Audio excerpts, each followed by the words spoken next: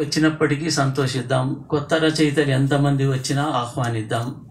ఈ రచయితల పట్ల మనము స్వాగత భావనని నిరంతరం తెరవే ద్వారాలు తెరిచే ఉంచింది.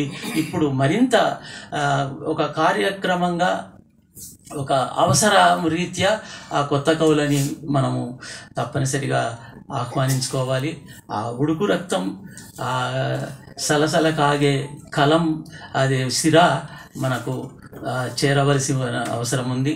ఈ రచయితల అనుభవాలు వాళ్ళకి మనం అందించవలసినటువంటి అవసరం ఉంది. ఇకపోతే రెండే విషయాలు, ఈ అస్తిత్వము, వర్గం, ఈ రెండు మనని ఎప్పుడూ ప్రశ్నిస్తుంటున్నాయి. ఇప్పుడు మనకి కొత్తగా ప్రాంతీయ ఆధిపత్యాలని కూడా రాష్ట్రం రాకముందు, రాష్ట్రం వచ్చినాక కూడా మనము దాని గురించి కూడా మాట్లాడాల్సి వచ్చింది.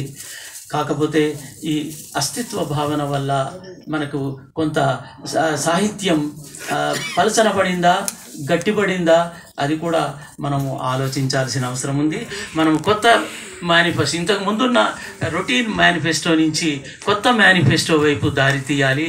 ఇంతకుముందు సూచించినట్టుగా దానికి ఒక కొద్దిమంది కలిసి మొత్తం తెలుగు సాహిత్యానికి కూడా అది ఉపయోగపడితే బాగుండే పద్ధతిలో దానిని మార్చుకోవాల్సినటువంటి అవసరం ఉంది.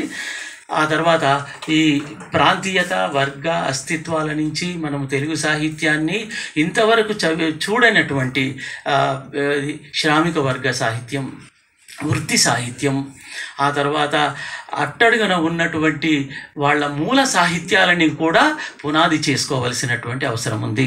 కృతజ్ఞతలు. నమస్తే.